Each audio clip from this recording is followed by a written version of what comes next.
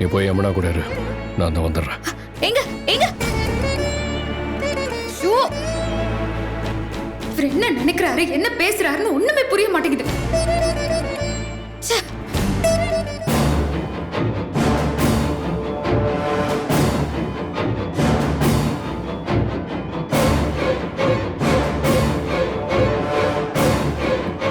நிவின், நீ இப்படியே வாயை திறக்காம இருந்துட்டா எங்களுக்கு எதுவுமே தெரியாம போயிடும்னு நினைக்காத. நீ காவேரிய விரும்பின, அது நடக்கல. இப்ப அவ தங்கச்சிய கல்யாணம் பண்ணிக்க சொல்லி காவேரியோட புருஷன் வந்து கேக்குறானா? என்னடா நடக்குதுங்க? அவன் வந்து ஏன் உன்கிட்ட அப்படி கேட்கணும்? சும்மாலாம் கேட்கல தங்கச்சி, மிரட்டி இருக்கான். அதுவும் இன்னைக்கே தாலி கட்டி ஆகணும்னு மிரட்டி இருக்கான். என்ன என்ன எதுக்கு மாப்பிள்ள முறைக்கிறீங்க? இப்ப மட்டும் நான் உங்க அப்பா அம்மா கூட வராம இருந்திருந்தா நீங்க அந்த விஜயோட மிரட்டலுக்கு பயந்து போய் யமுனா கழுத்துல தாலி கட்டிருப்பீங்கல்ல.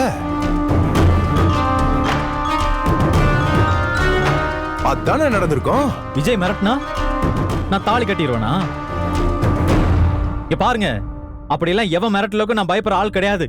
அப்போ உன்னை அவன் மிரட்டினது உண்மை, அப்படிதானே? கேளு மச்சான், நல்லா கேளுங்க. அவன் யாரா உன்னை மிரட்டுறதுக்கு? சம்பந்தமே இல்லாத ஒருத்த உன்னை மிரட்டி அவசரமா உன்னை கல்யாணத்துக்கு ஒத்துக்க சொல்றான்னா நீ ஏதாவது தப்பு பண்ணியா?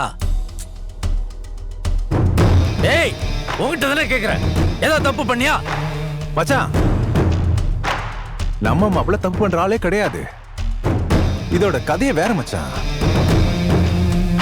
காவேரி நிவின் மாப்பிள்ளைய கல்யாணம் பண்ணிக்க பிளான் போட்டா.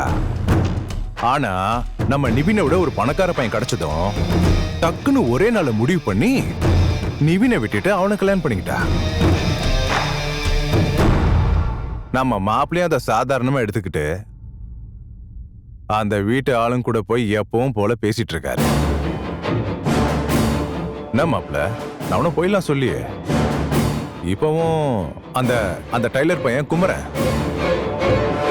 அவன் கூட நல்லா பழகிட்டு எனக்கு தெரியும். என்ன இல்லைன்னு சொல்லுவீங்களா?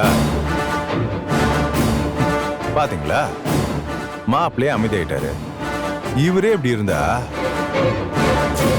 காவேரி மாதிரி பணத்தாசை பிடிச்சவ எப்படி எல்லாம் யோசிப்பா?